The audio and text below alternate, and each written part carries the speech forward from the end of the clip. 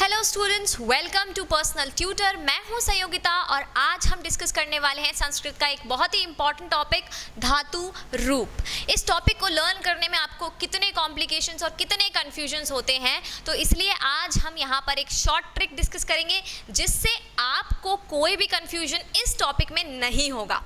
यहाँ पर सबसे इम्पॉर्टेंट और सबसे ज़्यादा परेशानी वाली बात क्या होती है कि आपको सारे धातु के अलग अलग टेबल्स में अलग अलग रूप याद करने पड़ते हैं। तो यहाँ आज जिस शॉर्ट ट्रिक की बात हम कर रहे हैं उसे अगर आपने लर्न कर लिया तो आपको सारे धातुओं को अलग से लर्न करने की ज़रूरत नहीं है। उस शॉर्ट ट्रिक से आप किसी भी धातु को लिख सकते हैं। तो यहाँ पर एक टेबल ऑलरेडी मैंने जो है ड्रॉ की हुई है। इसमें ये बहुत फेमिलियर टेबल लग रही होगी आप लोगों को, जिसमें एक वचन, द्विवचन, बहुवचन, प्रथम पुरुष, मध्यम पुरुष और उत्तम पुरुष, यहाँ पर तीनों पुरुष लिखे हुए हैं।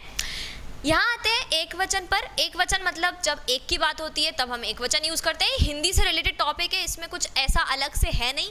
द्विवचन में बात करते हैं जब हम दो लोगों की बात हो रही होती है, दो चीज़ों की बात हो रही होती है। और बहुवचन में तीन चीज़ों की नहीं बात करते हैं। बहुवचन में कब बात करते हैं? जब दो से ज़्यादा चीज़ों की बात हो रही हो, दो से ज़्यादा लोगों की बात हो रही हो।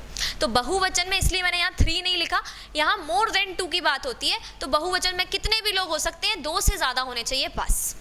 इसके बाद में यहाँ पुरुष पर आते हैं। प्रथम पुरुष, मध्यम पुरुष, उत्तम पुरुष। आप जानते हैं प्रथम पुरुष में जब बात करते हैं मतलब किसी दूसरे व्यक्ति की बात कर रहे हैं। सह तौ ते, ये आपने पढ़ा होगा। सह तौ ते, जब उसकी बात हो रही हो, उसकी, उन दोनों की, उन सब की, तब हम क्या यूज़ करते हैं? प्रथम पुरुष। मध्यम पुरुष में जब हम सामने वाले पर्सन से बात कर रहे होते हैं, तुम दोनों और तुम सब, तब हम क्या यूज़ करते हैं? मध्यम पुरुष। और उत्तम पुरुष में बात होती है हमारी, जब हम अपने बारे में बात कर रहे होते हैं, मी, राइट। तो आमी, तब अहम, तब हम क्या बात करते हैं? अहम, आवाम, वयम। तब हम बात करते हैं कि भाई मेरी बात कर रहे हैं, हमारी बात कर रहे हैं, हम दोनों की बात कर रहे हैं, हम सब की बात कर रहे हैं। तब हम क्या करते हैं? उत्तम पुरुष की बात करते हैं। तो ये तो यहाँ पर हो गया हमारे वचन और ये हो गए पुरुष। अब जो ट्रिक है वो कुछ ऐसी है कि आपको बस 9 शब्दों को याद रखना है। 9 शब्द कौन कौन से हैं देखते हैं। सबसे पहला शब्द है हमारा ती। यहाँ पे हमने लिख लिया ती। आप सोचेंगे अभी कि ये मैं क्या लिखती जा रही हूँ, पर बिल्कुल आप भरोसा रखिए, आप आगे तक बढ़िए। यहाँ पर आएगा ती, फिर आएगा तह और फिर आ जाएगा अंति। अब ये मैंने क्या लिख दिया? कुछ जाना पहचाना शायद आपको लग रहा होगा। देखिए यहाँ पर जब हम प्रथम पुरुष की बात कर रहे हैं एक वचन में तो हमने लिखा ती। दूसरा द्विवचन में तो हमने लिखा तह। तीसरा बहुवचन में तो हमने लिखा अंति। इसी तरह से मध्यम पुरुष पर आते हैं तो मध्यम पुरुष पर ये हो जाएगा सी, ये हो जाएगा थह और ये हो जाएगा थ। सिर्फ थ रहेगा यहाँ पर। इसके बाद आएंगे लास्ट उत्तम पुरुष में तो ये हो जाएगा आमी, ये हो जाएगा आवह और ये हो जाएगा आमह। ये 9 शब्द आपको याद रखने हैं। ती, तह, अंति, सी, थह, थ, आमी, आव, आमा। अब ये अगर आपने याद कर लिए तो कोई भी धातु, किसी भी धातु को हम यहाँ पर जोड़ लेंगे। अब फॉर एग्जाम्पल हम ले लेते हैं यहाँ पर पठ धातु। कौन सी धातु ले रहे हैं? पठ धातु। अब पठ धातु को हमें क्या करना है? इसमें अंदर इंक्लूड करना है। कैसे हम पठ धातु के इसके अंदर डालेंगे देखते हैं। सबसे पहले हमने लिख लिया ती, तह, अंति। ये जो टेबल है ये आप सबसे पहले बना लो अपने अपने नोटबुक्स में, ठीक है। जब आपको एग्जाम में क्वेश्चन आए कि धातु रूप लिखने हैं, आपने सबसे पहले क्या किया भाई? ये आपने पूरी टेबल एज इट इज़ बना ली। ये आपको वर्ड्स याद थे, आपने बना लिए। उसके बाद आप क्या देखोगे कि धातु कौन सी है। जब आप ये पूरी टेबल बना लोगे उसके बाद आपको पता करना है कि धातु कौन सी है। इतना ईजी है ये। तो यहाँ पर हमने देखा कि भाई पट धातु लिखनी थी, तो पट धातु लिखनी है तो हम क्या करेंगे, सबसे पहले जब धातु लिखते हैं तो उसमें से ये जो हलंत दिखाई दे रहा है आपको, हलंत, इसको हम हटा देंगे, क्योंकि आपको हमेशा एग्जाम में एक हलंत के साथ में धातु लिखा हुआ मिलेगा, चाहे वो पट हो, चाहे वो भव हो, कोई भी धातु हो वो आपको हलंत के साथ मिलेगा। आपको सबसे पहला काम क्या करना है, उस हलंत को हटा देना है। तो हलंत को हम हटा देंगे। अब हमारे पास बच गया क्या, प और ठ, पट मतलब पढ़ना, राइट।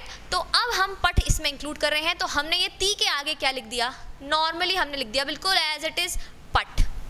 तो ये हमारा पहला बन गया, प्रथम पुरुष में एक वचन में पठती, पठती मतलब पढ़ता है, मतलब किसी की बात हो रही है, किसी और पर्सन की बात हो रही है, पढ़ता है या फिर पढ़ती है। नेक्स्ट हमारा आया द्विवचन। द्विवचन में जब बात करेंगे तो हम लिख देंगे प और ठा, बिल्कुल वैसा का वैसा जैसा हमने यहाँ लिखा। तो ये हो गया पठतः, पढ़ते हैं, दो लोगों की बात हो रही है, पढ़ते हैं। यहाँ पर नेक्स्ट आया बहुवचन। अब बहुवचन में यहाँ पर देखिए अब अ लिखा हुआ है, ये छोटा अ है, ये यहाँ से हट जाएगा, इसको यहाँ से क्या करेंगे, हटा देंगे, और यहाँ पर भी क्या लिख देंगे, अ को हटा के प और ठ, पठंती। और यहाँ पर हमारा इतना इजीली प्रथम पुरुष पूरा कंप्लीट हो गया, पठती, पठतः, पठंती। अब हम आएंगे किस पर, मध्यम पुरुष पर। मध्यम पुरुष में भी बिल्कुल एग्जैक्टली जैसा प्रथम पुरुष में लिखा है बिल्कुल वैसा लिख देना है। मध्यम पुरुष में हम लिख देंगे पठसी, पठथः एंड पठथ। ये हो गया हमारा मध्यम पुरुष खत्म। अब हम आएंगे उत्तम पुरुष में। उत्तम पुरुष में एक आपको यहाँ पर जो है एक्स्ट्रा चीज़ लग रही है, जो हमने यहाँ किया था, जो आ था उसे हमने हटा दिया था। तो यहाँ पर भी हम क्या करेंगे, जो आ लिखा हुआ है बड़ा आ, उसे हम हटाएंगे। लेकिन लेकिन लेकिन वहाँ पर अंतिम में छोटा आ था, तो हमने उसमें कोई मात्रा नहीं लगाई, पठ लिख दिया।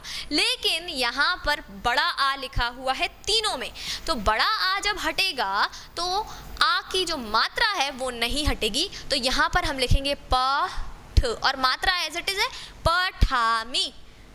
नेक्स्ट हम क्या करेंगे, यहाँ पर अ जो है वो हटाएंगे, मात्रा एज इट इज, और लिखेंगे पठ। तो ये क्या हो गया, पठावह।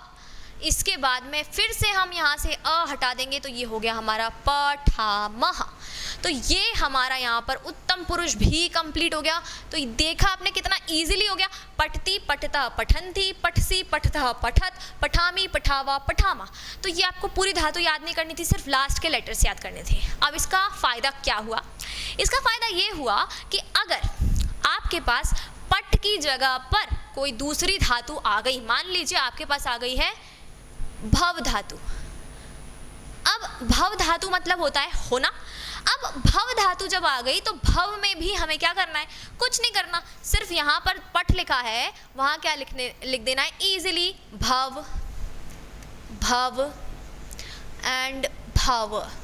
तो ये हमारा हो गया भव के धातु रूप, भवती, भवतः, भवंती। नेक्स्ट भवसी, भवथः एंड भवथ। नेक्स्ट भवामी, भवावह एंड भवामह। ये हो गया हमारे भव के रूप। और इस तरह से कोई भी धातु आपको दी हो, आपको सिर्फ और सिर्फ यहाँ पर धातु लिख देनी है एज इट इज। तो हमें क्या याद रखना है, यहाँ पर एक बार और लिख देते हैं, ती, तह, अंति। ये तो हो गया पहला वाला। फिर आया हमारा क्या, सी, थह, थ। ये हो गया हमारा दूसरा। उसके बाद हमारा आया आमी, आवह, आमह। ये 9 वर्ड्स आपको याद हो गए और आपका धातु रूप यहाँ पर पूरा सॉल्व है। ये हो गए 9 वर्ड्स। ये 9 वर्ड्स में आपका पूरा धातु रूप खत्म। अब ये धातु रूप जो है ये किसका है, लट लकार का, मतलब वर्तमान काल की जब बात हो रही है तब ये धातु रूप आपको यूज करना है। तो ये था हमारा एक शॉर्ट ट्रिक जिसमें आपको अच्छे से समझ में आया होगा। कोई भी डाउट्स है इसमें तो आप उन्हें कमेंट्स में ज़रूर पोस्ट कीजिए। मिलते हैं नेक्स्ट वीडियो में एक नई ट्रिक के साथ, तब तक के लिए thank you and good bye.